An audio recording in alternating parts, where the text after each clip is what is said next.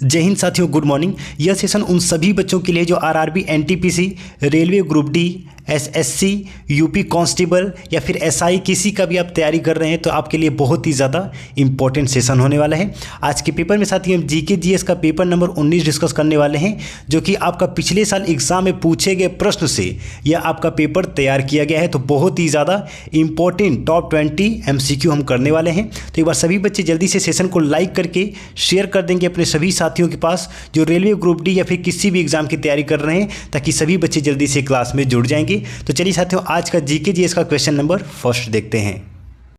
चलिए question number first क्या कह रहा है, उससे पहले सभी बच्चे कॉपी पेन लेके बैठेंगे क्योंकि हम पेपर का एनालिसिस करते हैं। तो कॉपी पेन लेके बैठेंगे, एक एक पॉइंट को नोट करते हुए चलेंगे।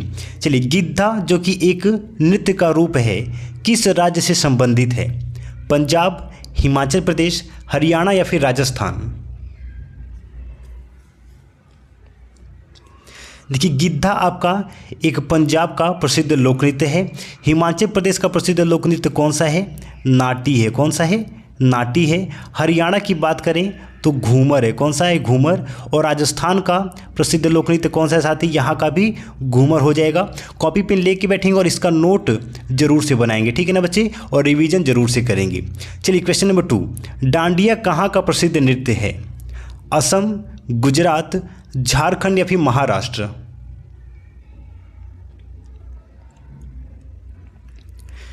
देखिए, डांडिया आपका गुजरात का एक प्रसिद्ध लोक नृत्य है। असम का प्रसिद्ध लोक नृत्य कौन सा है? बिहू है। कौन सा है? बिहू है। झारखंड की बात करें, झारखंड का बात करें साथी, कौन सा प्रसिद्ध लोक नृत्य है? नगाड़ा है। कौन सा है साथी? नगाड़ा यहाँ का प्रसिद्ध लोक नृत्य है। और महाराष्ट्र की बात करें, महाराष्ट्र का प्रसिद्ध लोक नृत्य लावड़ी नृत्य है। एक एक पॉइंट को सभी लोग नोट करते हुए चलेंगे। ध्यान देंगे, ये सेशन आपका बहुत ही इंपॉर्टेंट है। आप किसी भी एग्जाम की तैयारी कर रहे हैं, बहुत ही ज़्यादा इंपॉर्टेंट सेशन है। दांत के डॉक्टर का दर्पण होता है, यानी कि जो दांत के डॉक्टर होते हैं, डेंटिस्ट, वह कौन से लेंस का उपयोग करते हैं दांतों की जाँच करने के लिए? उत्तल, अवतल, समतल या फिर बेलनाकार? द राइट आंसर इज, दांत के डॉक्टर बच्चे अवतल दर्पण का उपयोग करते हैं। Option number B is the right answer. Question number 4, ग्रहों को कक्षा में बांधे रखने वाले बल को क्या कहते हैं? स्थिर वैद्युत बल, चुंबकीय बल, गुरुत्वीय बल या फिर नाभिकीय बल?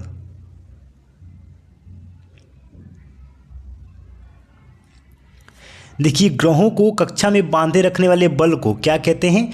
गुरुत्वीय बल कहते हैं। Option number C is the right answer. Question number 5, निम्नलिखित में से किसे किसानों का मित्र कहा जाता है? सुअर, गाय, कुत्ता या फिर केंचुआ? देखिए, आप लोग आंसर करते रहिए, इससे आप अपना रैंक चेक कर पाएंगे कि आप कितना प्रश्न का सही जवाब दे पा रहे हैं। देखिए, किसानों का मित्र किसे कहा जाता है? केचुआ को कहा जाता है। Option number D is the right answer. Question number 6, प्रथम स्वतंत्रता संग्राम कब हुआ था? 1877, 1757, 1885 या फिर 1857?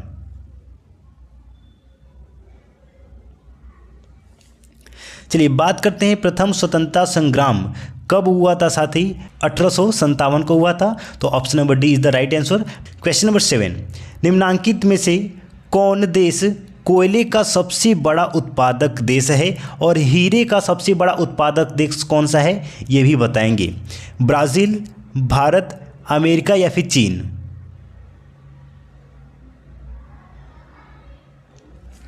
देखिए, कोयले का सबसे बड़ा उत्पादक देश कौन सा है बच्चे? कोयले का सबसे बड़ा उत्पादक अमेरिका है। Option number C is the right answer. और हीरे का सबसे ज़्यादा उत्पादक देश कौन सा है? रूस है। कौन सा है? रूस है। और बात करें सोने का सबसे बड़ा उत्पादक देश कौन सा है? तो चीन है। कौन सा है बच्चे? चीन है। एक एक पॉइंट को नोट कर लेंगे, आपका आरआरबी में ऐसे क्वेश्चन देखने को मिलते हैं। और ये जो क्वेश्चन आप डिस्कशन कर रहे हैं, ये आपका पिछले साल एग्जाम में आए हुए प्रश्न से आपका पेपर तैयार किया गया है, तो बहुत ही इंपॉर्टेंट है। भारत के स्वतंत्रता संघर्ष के दौरान डीकेन एजुकेशनल सोसाइटी नामक संस्था की स्थापना किसने की थी? जवाहरलाल नेहरू, रविंद्रनाथ टैगोर, बाल गंगाधर तिलक या फिर व्योमेश चंद्र बनर्जी? देखिए, यह क्वेश्चन आपका कई बार एग्जाम में पूछा गया है, तो 5 स्टार लगा लेंगे। देखिए, डीकेन एजुकेशनल सोसाइटी नामक संस्था की स्थापना किसने की थी? ऑप्शन नंबर सी हो जाएगा बाल गंगाधर तिलक ने की थी। और कब की थी तो डेट भी याद रखेंगे 24 अक्टूबर। कब? 24 अक्टूबर को 1884 में, ठीक है ना। कहाँ पे? तो महाराष्ट्र के पुणे में किए थे, ठीक है ना। इसका स्क्रीनशॉट ले लेंगे और एक को नोट जरूर से कर लेंगे। क्वेश्चन नंबर 9, किसी पदार्थ का सबसे छोटा कण जो स्वतंत्र अवस्था में रह सकता है क्या कहलाता है? परमाणु, अणु, प्रोटॉन या फिर इलेक्ट्रॉन? क्लास 9th में आपको बहुत डिटेल में आपको पढ़ाया गया है। किसी पदार्थ का सबसे छोटा कण जो स्वतंत्र अवस्था में रह सकता है उसको अणु कहते हैं। Option number B is the right answer. परमाणु किसे कहते हैं? परमाणु की परिभाषा क्लास 9th में आपको बहुत अच्छे से पढ़ाया गया है। वह कण जिसे छोटे कणों में विभाजित न किया जा सके उसको परमाणु कहते हैं। और प्रोटॉन और इलेक्ट्रॉन और न्यूट्रॉन यह आपके परमाणु के संघटक कण हैं, ठीक है ना। चलिए क्वेश्चन नंबर 10, भारतीय संविधान के मूल लेख में कुल कितने अनुच्छेद थे और वर्तमान में कुल कितने अनुच्छेद हैं ये भी बताएंगे। 395, 440, 386 या फिर 376? देखिए भारतीय संविधान के मूल लेख में पहले बच्चे 395 अनुच्छेद थे। कितने? 395 अनुच्छेद थे। और वर्तमान में कितने अनुच्छेद और कितनी अनुसूचियां हैं यहाँ पे सब कुछ हम डिस्कस करेंगे। देखिए भारतीय संविधान को 26 नवंबर 1949 को भारत की संविधान सभा द्वारा अपनाया गया था और 26 जनवरी 1950 को प्रभावी हुआ था। भारत के संविधान में मूल रूप से 395 अनुच्छेद और 8 अनुसूचियां थीं। वर्तमान में संविधान में 448 अनुच्छेद और 12 अनुसूचियां हैं। इसका स्क्रीनशॉट जरूर से लीजिएगा, एक क्वेश्चन आपका 100% बन के आएगा। देखिए क्वेश्चन नंबर 11 क्या कह रहा है? डायनासोर किस कशेरुकी वर्ग से संबंधित है? Very easy question. मत्स्य, पक्षी, रेप्टाइल्स या फिर स्तनधारी? बहुत ही आसान सा सवाल है, रेप्टाइल्स। क्वेश्चन नंबर 12, निम्नलिखित में से कौन सा पौधा रेगिस्तान में आसानी से उग जाता है? कमल, आम, केला या फिर कैक्टस? अब यह सवाल ऐसा है कि आप एलिमिनेट कर सकते हैं ऑप्शन को। कमल, आम, केला तीनों नहीं होगा, बचा क्या? Cactus. Option number D is the right answer. देखिए साथी, अगर आपको इस क्लास का पीडीएफ चाहिए तो हमारे टेलीग्राम चैनल को ज्वाइन कर सकते हैं, जिसका लिंक मैंने डिस्क्रिप्शन में दे रखा है। वहाँ पे डेली आपको अपडेट दिए जाते हैं, क्विज कराया जाता है और जो भी एग्जाम से रिलेटेड अपडेट आते हैं आपको प्रोवाइड की जाती है। एक बार सभी बच्चे सेशन को लाइक करके शेयर कर देंगे, चैनल को सब्सक्राइब कर लेंगे बच्चे। चलिए क्वेश्चन नंबर 13, किसी यंत्र द्वारा 20,000 हर्ट्ज से अधिक आवृत्ति की ध्वनि क्या कहलाती है? इंफ्रासोनिक, ऑडिबल, अल्ट्रासोनिक या फिर सबसोनिक?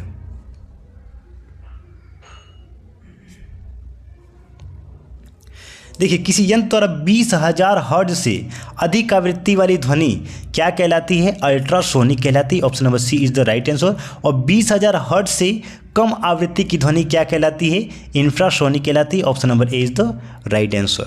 क्वेश्चन नंबर 14, मैंगनीज के उत्पादन में भारत का दूसरा स्थान है।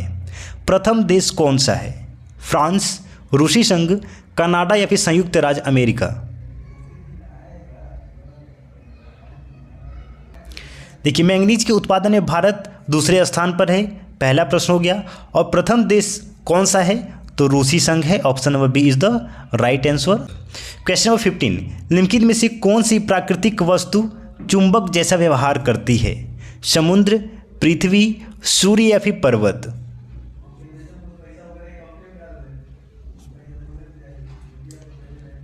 ऑप्शन नंबर बी हो जाएगा, पृथ्वी आपका चुंबक जैसा व्यवहार करती है, आपको मालूम ही है। क्वेश्चन नंबर 16, समुद्र तल से सर्वाधिक नीची झील कौन सी है? अरल सागर, कैस्पियन सागर, बैकाल झील या फिर मृत सागर?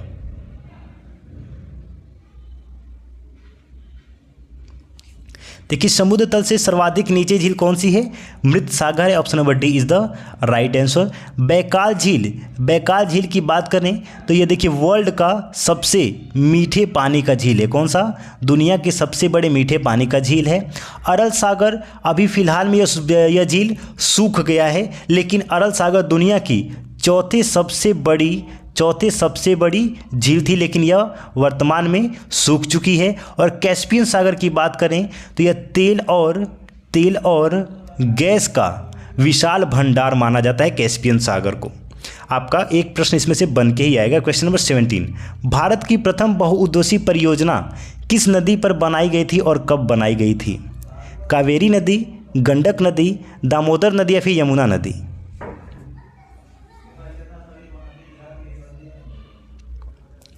The right answer option number C हो जाएगा। भारत की प्रथम बहुउद्देशीय परियोजना दामोदर नदी पर बनाई गई थी 7 जुलाई 1948 को। ठीक है ना। चलिए question number 18, the rule breakers नामक पुस्तक के लेखक कौन हैं? प्रीति सेनाय, अमिताव घोष, सत्यार्थ नायक, विवेक देवराय?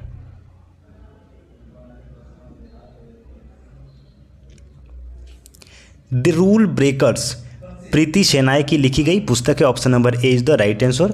क्वेश्चन नंबर 19, भारत की 2011 की जनगणना के अनुसार निम्नलिखित में से किस राज्य या फिर केंद्र शासित प्रदेश में पुरुष साक्षरता दर सबसे अधिक है?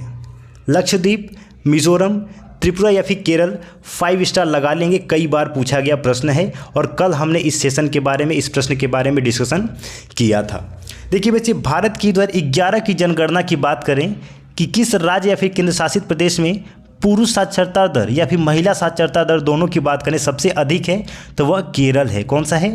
ऑप्शन नंबर डी हो जाएगा, केरल। देखिए केरल बच्चे पुरुष का साक्षरता दर कितना है? 96.11% और महिला 92.07%। और बिहार की साक्षरता दर सबसे कम है, जहाँ पे पुरुष कितना है? 71.2% और महिला 51.5%। इसको नोट जरूर से कर लेंगे। चलिए क्वेश्चन नंबर 20, आज का अंतिम प्रश्न, जेस्ट फॉर लाइफ पुस्तक के रचयिता कौन है? मार्क ट्वेन, एमिले जोला, वर्जीनिया वुल्फ या फिर H.G. वेल्स? और सभी बच्चे बताएंगे। हमने टोटल यहाँ पे 20 प्रश्न का डिस्कशन किया। आपने कितने प्रश्न का राइट आंसर किया? सभी लोग कमेंट में लिख के बताएंगे सर मैंने 20 में से इतने प्रश्न का सही जवाब दिया है। देखिए जेस्ट फॉर लाइफ पुस्तक के रचयिता कौन है बच्चे? ऑप्शन नंबर बी हो जाएगा, एमिले जोला। सभी बच्चे चैनल को सब्सक्राइब कर लेंगे। डेली बच्चे यहाँ पे जीके और जीएस का द मोस्ट इंपॉर्टेंट सेशन हम लोग कर रहे हैं। मिलते साथ ही नए सेशन में। जय हिंद, वंदे मातरम।